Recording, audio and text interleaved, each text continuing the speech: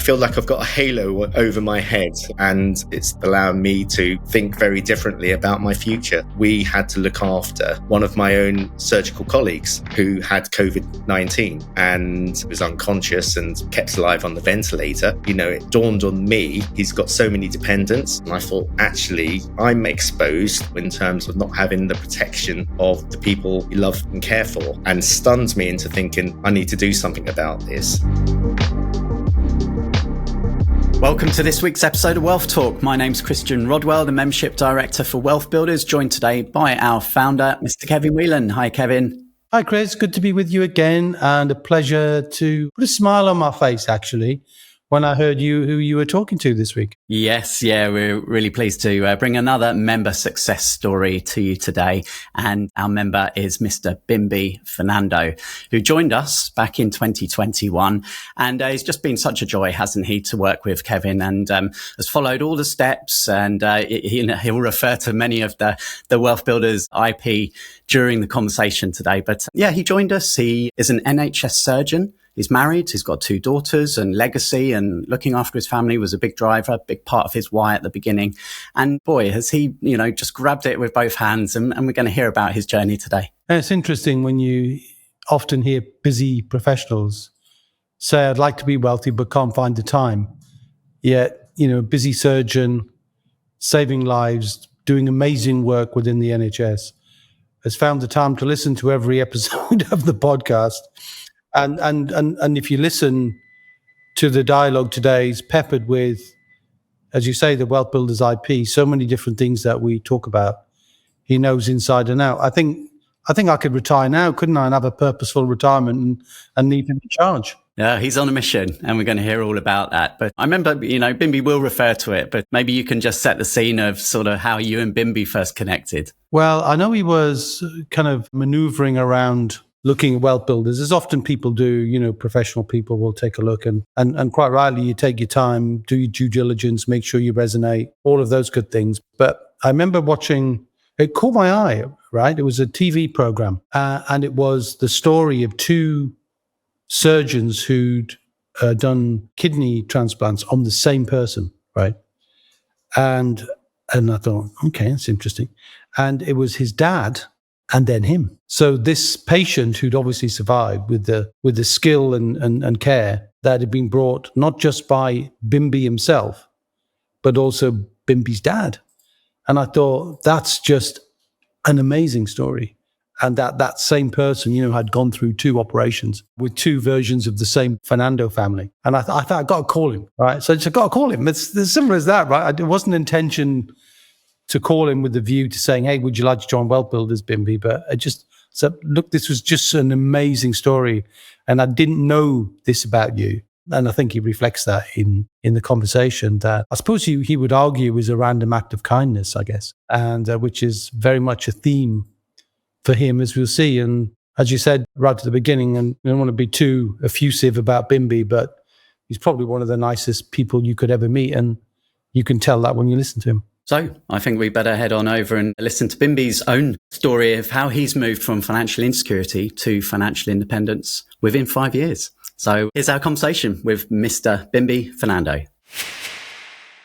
Bimbi, welcome to Wealth Talk today. How are you? I'm very well, thank you, Christian. Lovely to be here. Thank you for inviting me. It's so fantastic to have you here, Bimbi. We've talked over the years about the day that, we'd finally be able to talk about your success. And you're one of our WealthBuilder Academy members who joined back in February 2021. So, think back to those days, full on COVID times, right? So we'll probably hear about some of the catalyst for why you joined in a moment. But success has come, and you achieved financial independence towards the back end of last year, around September 2024. So we talk about, financial independence within 5 years. If you focus, if you clear on your plan, if you show up for your coaching calls, all of the things that you have done diligently, Bimbi. And how does it feel to be at that point of financial independence now?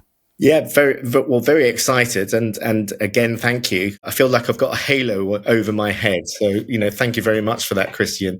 No, it feels great. It's lovely to be part of the community of Wealth Builders. And, I've got a lot to be grateful to the community, yourself and Kevin. and absolutely flourishing and loving everything about you guys and what it's done for me in terms of allowing me to think very differently about my future. So thank you.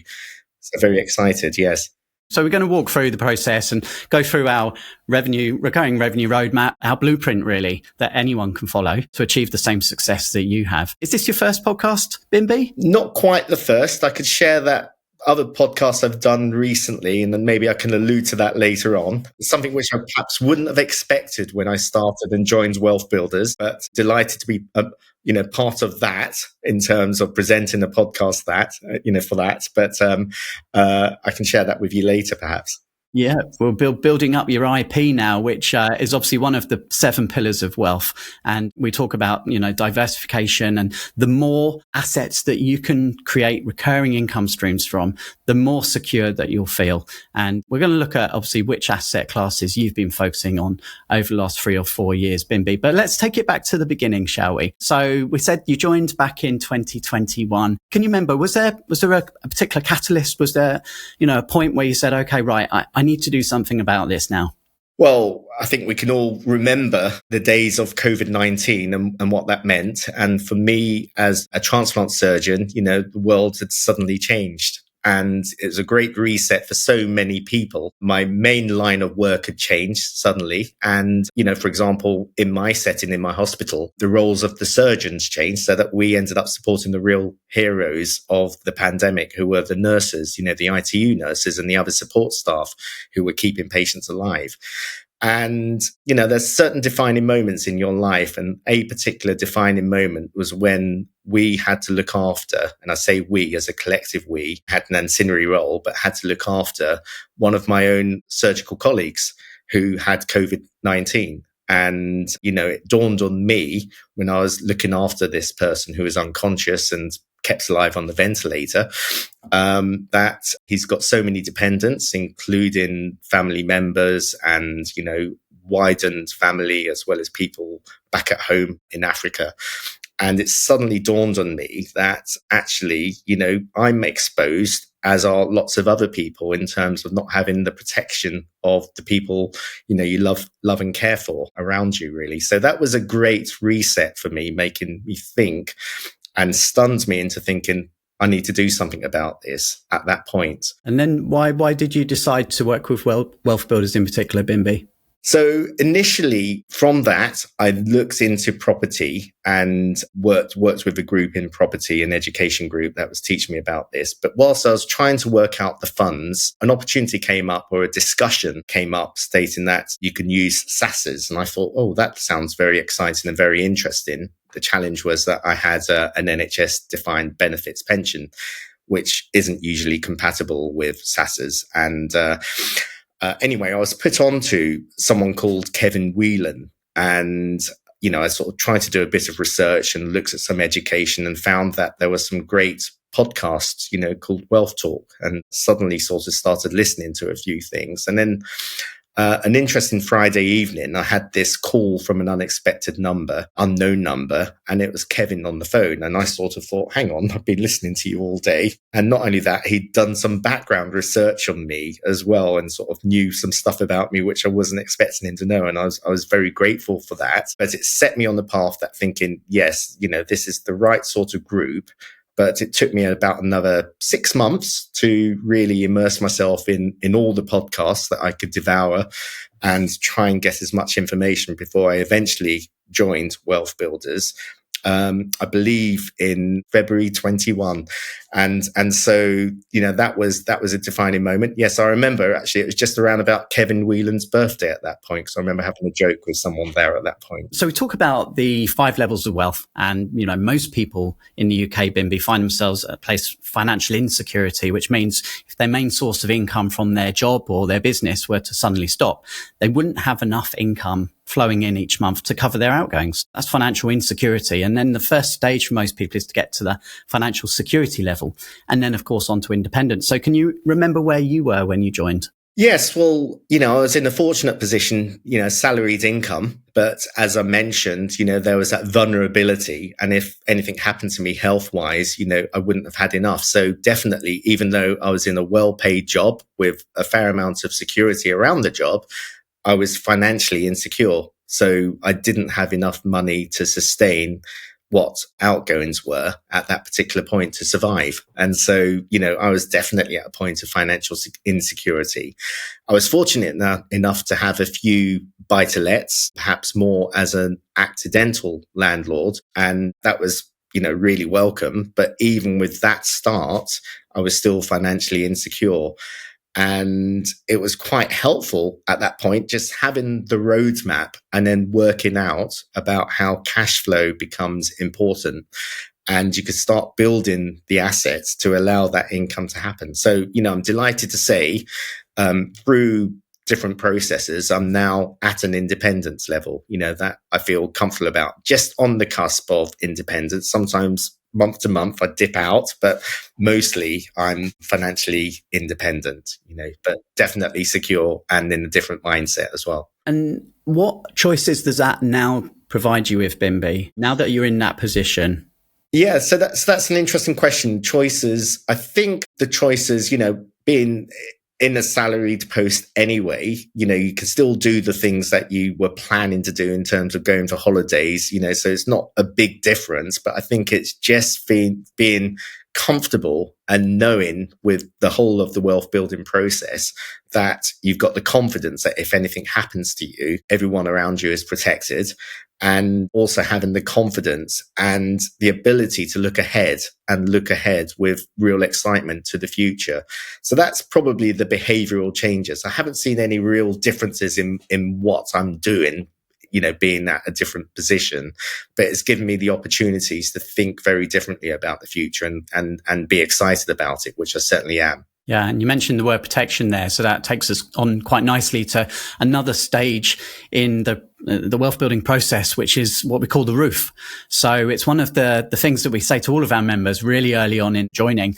Make sure that you've got things like wills, powers of attorney, all of these things in place, especially if you've got families, right? Because we just never know what's around the corner. So were there any elements of the roof, Bimbi, that you had to take care of? Well, we already had a will in place, but there's absolutely no harm in revisiting it and, introduced and had a great consultation with Teresa Jones from Compass Legal and, basically refined our will and set up trusts for us and the family.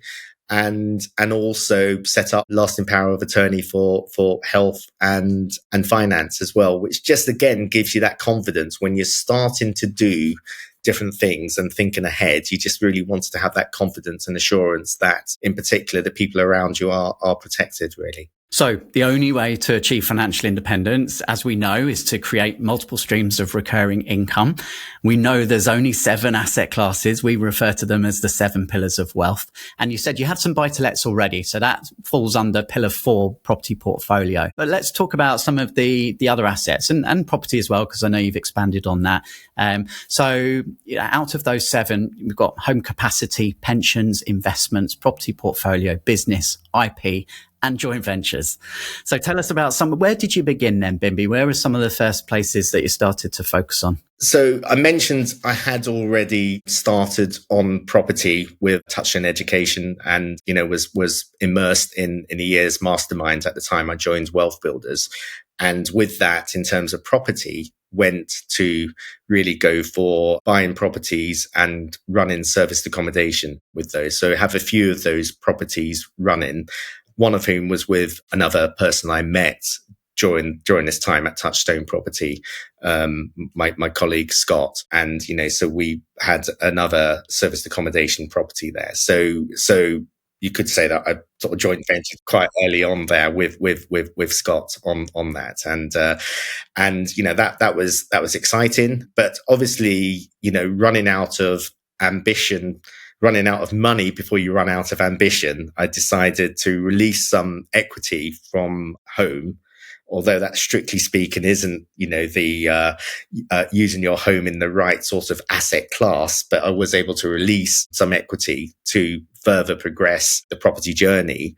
But really actually, through my wealth coach, Manish Kataria, so big shout to Manish, I enrolled in his Invest Like a Pro program and had some great learning, having come into it as a complete novice, and found that investments, one of the pillars, was really one of the main asset classes that I was focusing on, and now sort of get a fair amount of income through options trading. And, if I'd heard about that before, I would have been very wary about it. But having the confidence and the wheel of wealth with, all the different components of that, finding someone who can educate you and then support you and then put you in set you up for the whole process. I feel completely confident with how to do this in a low risk way, but still make some good sort of financial gains, which I certainly have done using options trading. Yeah, you mentioned a fair amount. Can you give us an indication of a particularly good month, what that could generate? Yes. Well, at its very best, it could be 10K, even more than that I have on a few occasions, but average month is around about 6 to 7K really, in a month. And you feel somewhat guilty for clicking on the computer to make that sort of income when normally, in my day job, you'd have to do a certain number of gallbladder operations or other procedures to in the private sector to pay for that sort of, income. So there is some sort of guilt that comes with doing this, but I suppose it's all with education and getting the benefit of the education really, and knowing that you're doing it in a safe manner really. So yeah, and you've mentioned a few different educators. So how important has education been to you, Bimbi? Well, it's absolutely massive. It is the first part of the Wheel of Wealth. I know that you teach at WealthBuilders, and it's quite right to have that. You use the education. We just don't know what we don't know when we're entering into something. And, it's important to understand the risks. We can tend to focus on the benefits as entrepreneurs, but, there are risks and you have to balance that risk, in a weighted manner. And that really only comes with education.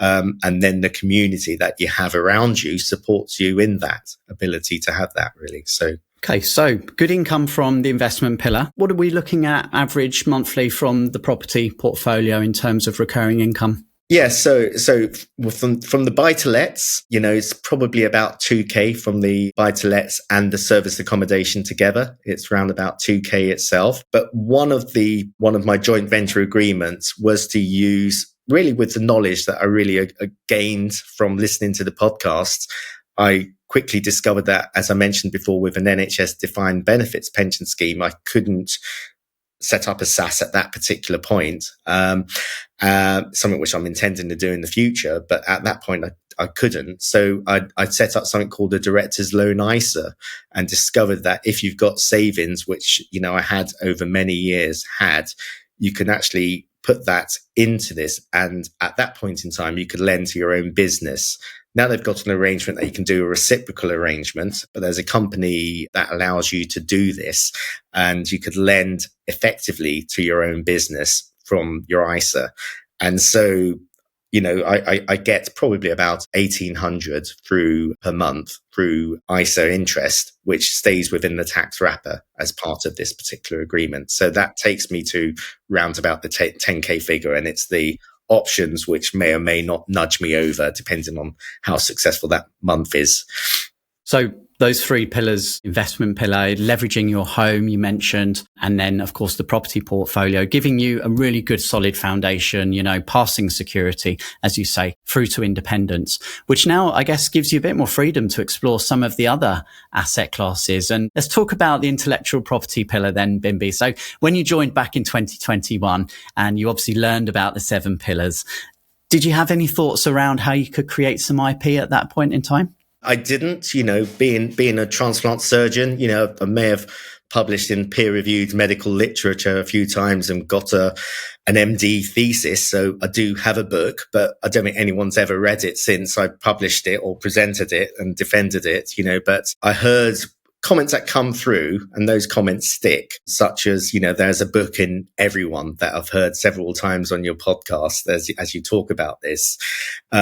And perhaps, with the nature of becoming an entrepreneur, I'm naturally not an entrepreneur. I wouldn't have considered myself an entrepreneur in the past, I've gravitated to perhaps different groups, and suddenly you sort of discover that there are benefits of producing the book. And you then sort of think, what can you write about? What do you know about? And then again, just listening about intellectual property. And I've heard again in some of our webinars and podcasts that we've had with Wealth Builders that, you could just put your own stamp on something. Ideas aren't owned by other people. Ideas are there to be shared, and you could put your own personal stamp and your own perspective on it. And that is exactly what I've done with something that shouldn't be outlawed, and I've therefore written my first book, which I'm absolutely delighted with, because I think it's a mark of the line of work I've come from, which is, organ donation and transplantation, where there is a gift of life given by people who've died and donated their organs to benefit other people. And I've seen and worked with some fantastic people in the hospitals who all have this same sort of thing that I really wanted to put my stamp on and embrace it. And that is, of course, kindness. And, that has just made me realize that this is something that we as wealth builders and we as entrepreneurs can embrace and should embrace, because we can actually find those win-wins and benefit other people. And it's that much more rewarding. So, the book is out and I'm delighted for that. Something which I never thought I would do in, a general setting, but, I'm quite proud of that. And it's opened up my mind and my ideas to other things which very much excite me for the future. Yeah, it's tremendous. And only recently published and already award-winning, Bimbi. So I must congratulate you on that. And the title of the book is The Forgotten Compass, Discover the Life Secret to Allow You to Flourish Beyond Your 50s. So who's the book for other than those 50 plus? Yes. Yeah. So it's really for anyone who wants to find out about kindness, which I would like to think is everyone. Although we have avatars in mind and we think, it should be for people to flourish after their 50s. I think it's of appeal to everyone. It talks about the history of kindness, the definition of kindness, the scientific background and the evidence base for kindness, in terms of physical, mental health benefits. And then the community effects of kindness that you wouldn't expect, in terms of the ripple effects of kindness. And then I give a sort of call to action in terms of challenging the reader to implement kindness in their life, but in bite-sized chunks that is quite easily accessible, in my opinion. And hopefully they can therefore flourish in their own way. And where can people get a copy of the book? So it is on Amazon. I'll just... There you go. It's on Amazon. It's The Forgotten Compass, and just delighted that it's out there. I've discovered already the power of its leverage in terms of just allowing people to look at you in a different way and to view you in a different way. And it's now set me up on a different path where I really want to become a kindness ambassador in the future, and these are the sorts of ideas that I never would have dreamed of. But it's the fact that the support of yourself and Kevin, you've opened up my mind to the future ideas and the future opportunities and, different wealth building themes that come through in terms of leverage, is really shining through in this. And Kevin may not remember this, but in our very first conversation, when he called me on that Friday night and I'd listened to a few podcasts, I listened to a podcast on the different types of leverage. And I sort of challenged him, because I think it was FIST first. And I challenged him and said, I think I found another type of leverage, which you may not thought about. And I sort of said emotional leverage. And, I obviously did my spiel on emotional leverage, and not sure if Kevin bought into it, but he gave a very nice, polite response back. And maybe I'm coming back to make another case for it. Well, make your case, because if you do manage to twist his arm, you might get a case of champagne in return. But on a serious note, though, Bimbi, I can see now that the momentum that you've built up is moving you up the pillars, the levels of wealth. We talked earlier about financial insecurity to security to independence. But beyond that, there's two more levels: financial legacy, financial abundance. And it's really at those points where you can start to think about how can you now make a real impact? How can you start to give back? And of course, these are thoughts that you're already having and putting into print. So yeah, exciting. And the journey doesn't stop, does it, when you reach financial independence? I guess in some ways it's now just beginning. That's certainly what I'm thinking, and I just feel differently about everything, around this. I'm now, as I'm reaching an age, approaching retirement, I'm thinking of retiring, and really one of the things, and if you look back into my paperwork, with probably it will say up there, what was the reason for this? It was family, legacy, and a purposeful retirement kept in. And I wrote that down at that point, but that is now something that I feel really passionate about, for us all to have a purposeful retirement. And purpose may mean different things to different people, but full of purpose, will certainly, hopefully inspire people to chase what they want to do in their retirement so that they can really live life to the full. And that is certainly something which I intend to do. And I certainly want to inspire as many other people to do that. So, that may be me tapping into the business pillar and using kindness as a means of emotional leverage as another pillar. Kevin? Let Kevin know that. Don't worry, we'll be doing the debrief, and we'll get his thoughts on that one. Final point I want to pick up on is accountability and community. You've talked about obviously all the different relationships that have grown throughout this process, but the relationship with your wealth coach, Manish, the accountability of having a coaching call every month. How important has that been?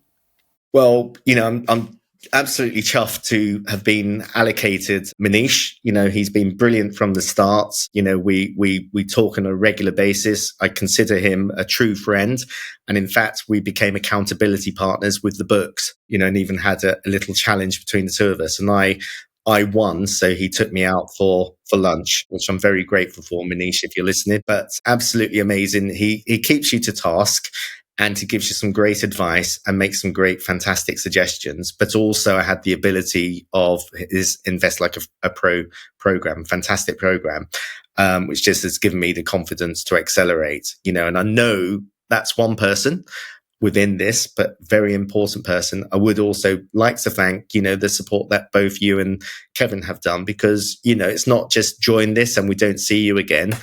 You turn up and you give us so much value as part of this community, and you genuinely are interested in the well-being of everyone, within the community. We all feel that and we all know that, and it just makes it a lot easier when we know that you've got our backs and you want to support us in that way. Yeah, that's lovely. Thank you so much for saying that, Bimbi. And it's true. We do feel that way. For someone listening now, Bimbi, perhaps where you were back in 2021, kind of thinking, oh, I don't know, shall I, shan't I? Can I afford it? Maybe all of these questions that float around someone's head. Will it work for me? What would be your words of advice for them? So I think risk versus benefit. What's the risk of not doing it? And what's the benefit of doing it? And that's quite clear. So hopefully I've outlined some of the benefits of doing this. The risks of not doing it is obviously staying where you are and carrying on with the same thing, or going with another group, or doing something else that may be something to achieve the same ultimate goal. I would say that the benefit of Wealth Builders is it's a community, and it's not a lonely sort of pathway where you're left on your own. You're in a community, you have other people to look out for. I think you regularly talk about reaching out to the person in front of you to help you along, and then turning around and reaching back to help that person along. Certainly, I felt that every step of the way. Had some wonderful conversations with lots of different people at different times who've always been looking and willing to help and support. And that's just been absolutely wonderful. So absolutely great community. If you're concerned about the money, again, you can do your own sort of finances and work out, can you afford it? You might ask yourself, can you afford not to do it? And it's the position you're in. And most people will come out with the potential excuses of, have you got the time to do this? And I think that that's vital. We don't know everyone's circumstances, but if you find time because it's important enough for yourself, then that should draw you through this, and you'll find that you start making time and you start finding the appropriate ways of benefiting this, leveraging the time, for example, listening to the podcasts when you're walking the dog or going for drives. I actually finished, when I did join, I was listening to the very last episode that you'd produced at that point in time. And I think you were talking about the fact that you were going to be in the pub in Tufnell Park. You may remember an event there. And I finished that, I pulled them out and walked across the road to the pub. It was literally that much. I'd listened to every single podcast and enjoyed every single one of them. So, that showed how much I was leveraging that. So, I was squeezing the time in, whilst still doing the day job. Yeah. If it's important enough, then you'll find a way to make it happen. That's for sure. So what's on the horizon for Bimbi Fernando? So real excitement about the future. I definitely want to be a kindness ambassador. And, real stretch goal for me is maybe in the legacy sort of realm. I would love to build an Institute of Kindness at some point. Not quite sure how I'm going to do this, but I'm trying to find my way there. I've joined the Property CEO group, Richie Clapson and Ian Child. And I know that, Richie's featured on your podcast in the past, and I'm learning about property development and being supported in the mentorship program for that. And also looking to develop a business around purposeful retirement, which I think will be the title of my next book, which will hopefully attract the right sort of people. And the idea of that is to allow me to have a purposeful retirement by serving other people to allow them to have a purposeful retirement with real excitement. And one of the purposes and one of the things I'd like to do, ideally, to make my own dent in the universe, is to do something like build an Institute of Kindness that could be a central place where we can influence how governments think nationally, internationally, corporations provide resources for different people so that we can learn about this, and also bring kindness into schools so that people understand the real benefits of this. That's something which I'd absolutely love. And, I wouldn't have even talked about those sorts of things without the benefit and the experience and the tools that WealthBuilders has given me. So thank you. Well, if we were having this conversation back in 2021, you probably wouldn't have thought that you'd be in the position that you're in right now. So I'm sure if we fast forward another 5 years, Bimbi, there'll be some more incredible things that you'll have achieved. So once again, just want to say thank you for being an absolutely amazing member of the WealthBuilders community. And Kevin and I thoroughly enjoy having you as one of our members. And thank you for sharing with our listeners today, and looking forward to the future and what it brings. Thank you very much, Christian, and warm wishes to Kevin. Just let him know that if I do form part of St. James's Park, I'll have to be in the away stand and I'll be wearing blue. No worry, I'll pass that message on. Okay, thanks, Bimbi. Thank you. So what's all this about St. James's Park, Kevin? You know how we talk about in Wealth Builders that the most powerful thing you can do at the very beginning of your journey is connect with your reason why. My reason why is well documented now, the death of my father, but I'm also passionate, raised in the Northeast and a mad Newcastle United football fan. And as I was thinking about the bigger impact of how could we help more and more people, because so few people become financially independent. It's tiny percentage. And I thought, what would be amazing is if you could imagine like a Wealth Builder conference and 50,000 people all helping each other, all supporting each other, all infecting other people outside with the message of taking responsibility and becoming financially independent. And the visualization was, well, that would fill St. James's Park, the football stadium for Newcastle United. And I thought, that would be amazing to do that. And that was kind of a visual that I kept in my head to allow me to keep thinking about scale this, Kevin. Don't keep it to the 20, 30 people you might mentor personally during the course of a year. That's just too limiting. And of course, us getting together and trying to leverage that. And we've got to talk about leverage in a minute as well. But the leverage of you helping me create the IP into a scalable format was all part of that thinking. So I still have that visualization, Chris. Not that we have to help 50,000 people individually, but we obsess, don't we, with providing free information for people to consume, take their time, decide whether they resonate, books, tapes, certainly podcasts and other things that allow people to consume that content in the way they want, read, watch, listen. I don't know how many people have listened to every episode of Wealth Talk, but, amazing that he has. And yet he's a busy surgeon. So it shows you that you can leverage your time and turn your car into a university, turn the dog walk into a university, take your exercise into a university. There's no real excuse for time because you can find it. Even, if it's an hour a week, get up an hour earlier once a week, and be wealthy. What's the problem? It's not the end of the world, is it? For one day, 1 hour in 1 week. So he makes the point about the leverage of that. And it's just impressive that he'd done that. I don't know how many people have told you they've done that, Chris. Can't be many. There's been a few, actually. Yeah, you would be surprised. A lot of people who discover Wealth Talk and then they kind of go back to episode 1 and they just binge their way through it, which if you're listening now and you're one of those people, then, reach out, let us know. Let us know. Yeah, I'd love to know.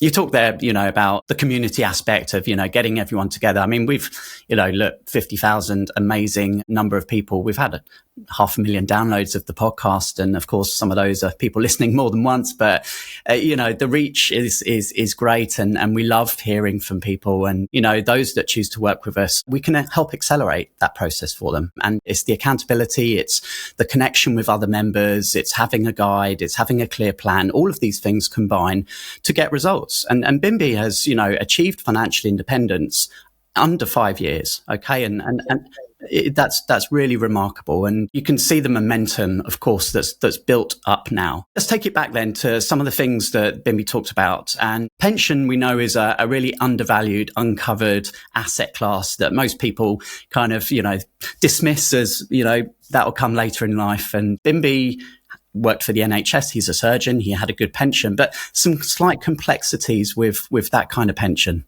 I would say simplicity, actually, Chris. The simplicity is you avoiding the complexity of having to work out what's the value. Let me come back to that, but let me talk about the simplicity, actually. The simplicity of an NHS or public sector pension, and only the public sector can afford to do it, right? That's the challenge, because it's future taxpayers who will pay the doctors, the dentists, the firefighters and armed forces and so on. Politicians as well. So, they all get a final salary pension, which means they're getting credit for each year of service, essentially. And that credit works like a ratchet. So each year you earn a salary, click, you've got a year's worth of credit, and the next year is a credit, next year's a credit. And in simple terms, I don't want to get too complicated on pensions because people start to doze off. It builds up over time and it's linked to the salary. So as you progress, and the maximum you can get in the NHS is 40 over 80, which is a half, right? So if somebody leaves the NHS on £100,000, for example, they're going to get a pension of £50,000 a year plus a lump sum in cash. Maximum. 40 years is the maximum. Now, the benefit there is you don't really have to do much in terms of action, in terms of building the pension. You just put in the years of service. And that way, when you get to retirement is a big word for Bimbi, isn't it? In terms of his purposeful retirement, so maybe we can circle back to that. But retirement is relatively simple, but there are challenges, and this is probably where you meant complexity.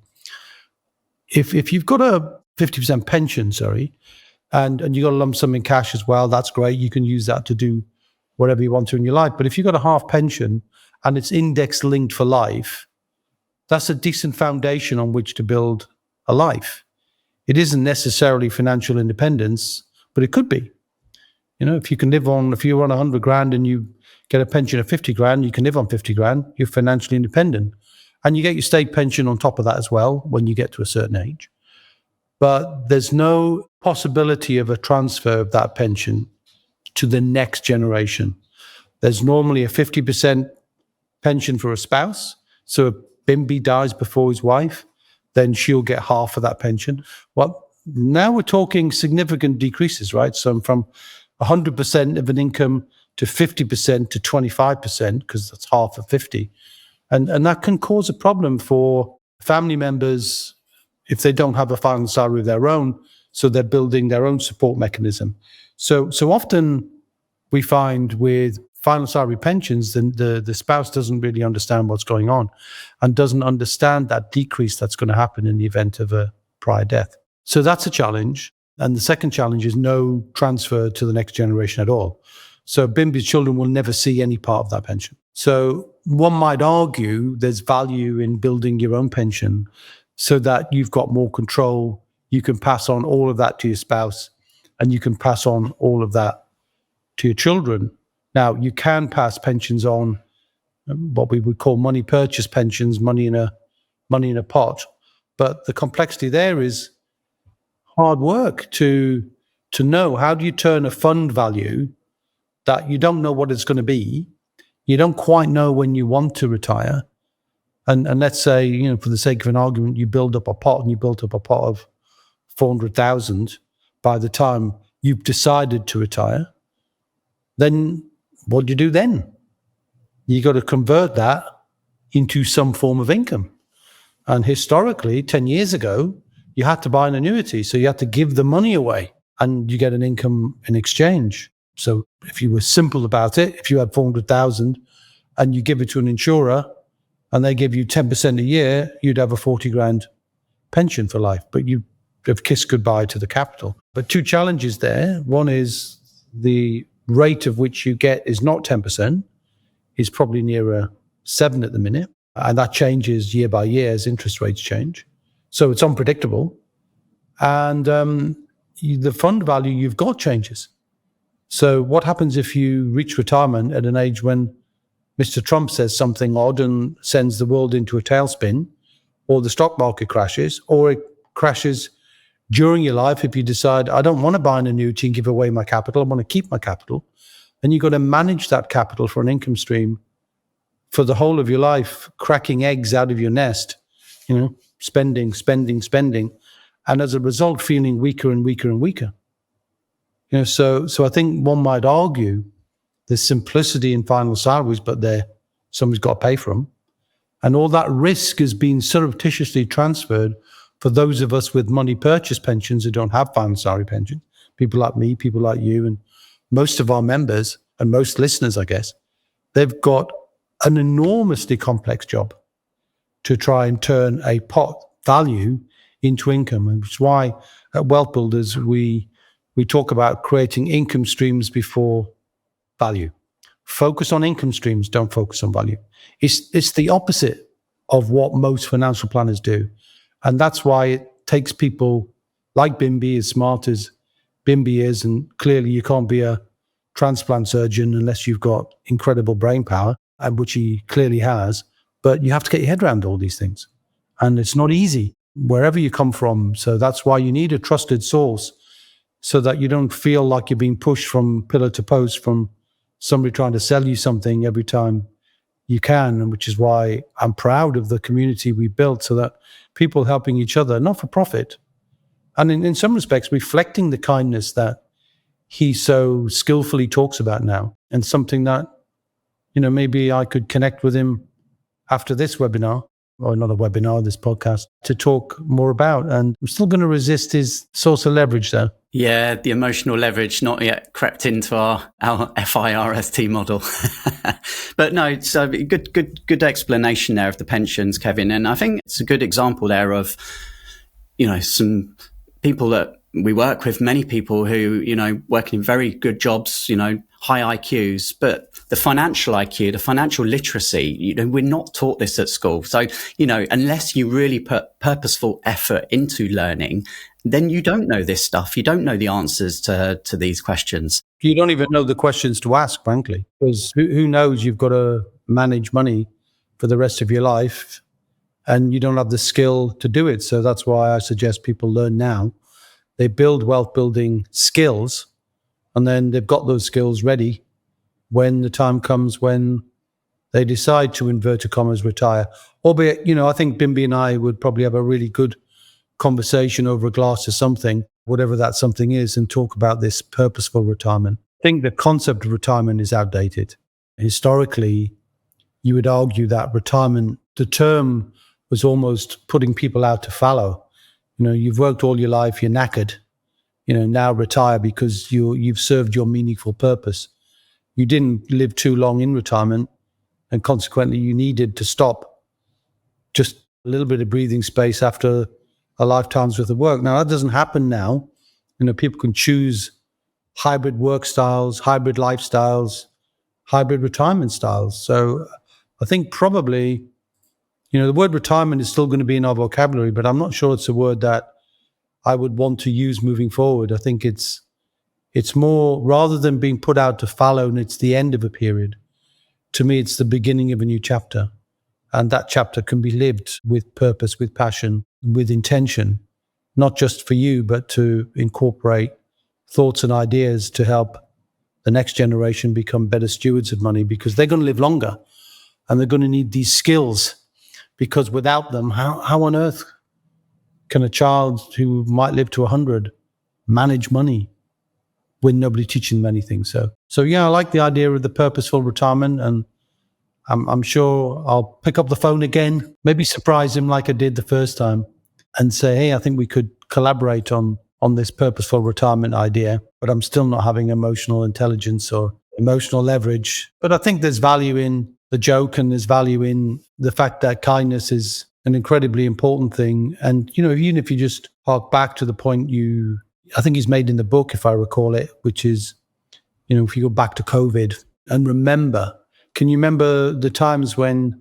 people on whatever it was, I think Thursday evening, all standing outside, clapping, banging, acknowledging the service that's been delivered by our NHS workers. And I quite humbled by his thought of, we moved from being surgeons to serving the nurses. It was almost like the service was the key. And you would normally expect, I suppose the more successful people are, sometimes, an arrogance can be built up, can't it?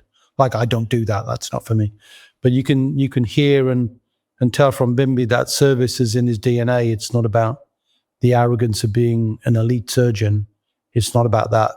None of that comes across, does it? And I think that's why I think he's well placed to be able to maybe even create a new movement. And I definitely would want to be part of that. So well done to Bimbi for being open-minded and humble. Even knows our language, doesn't he? Reach out to the person ahead of you and extend your arm graciously to the person behind you, and both ask and offer help.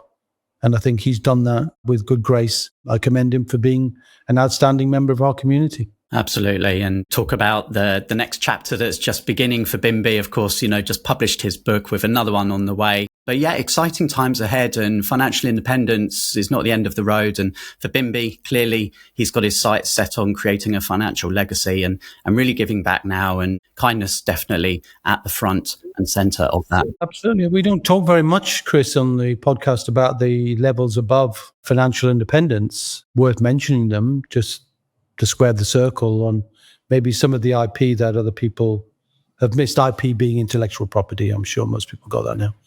So once you reach financial independence, which is having enough money to live the life you want, and you've got that confidence. I heard Bimbi say the word confidence several times during the course of your interview with him. And that confidence comes from knowing that nothing can damage you financially. It's almost like a family wealth fortress. It's just impenetrable. It can't be damaged. And when you feel that confidence and you're reinvesting proceeds from the assets you've already created, then your asset base is going to get bigger. So that leads to abundance. And when you get to abundance, you come from a place of purpose. Your purpose shifts. You no longer need to think about your own lifestyle. You're thinking about something else. And you can tell that's in Bimbi's thoughts. His purpose is greater than himself and his own family. He's already thinking about that. Maybe we can get 50,000 people with random acts of kindness turning up at St. James's Park. I'll look out for him in the blue shirt. You should stand out like a sore thumb. Yeah. Yeah, that's probably a good place for us to leave things today. And once again, thanks to Bimbi for sharing his story. And, we look forward to hearing more member successes again very soon. So thank you for listening today. If you enjoyed today's episode, why not share it with a friend? And if you would like to follow in Bimbi's footsteps, then get in touch with us. Let's have a chat. Let's see how we can help you to move from financial insecurity through to financial independence for yourself. Okay, Kevin, we'll be back same time, same place next week. We will indeed, my friend. And until then, see ya. We hope you enjoyed today's episode. Don't forget that we are constantly updating our resources inside the Wealth Builders membership site to help you create, build and protect your wealth. Head over to wealthbuilders.co.uk/membership right now for free access. That's wealthbuilders.co.uk/membership.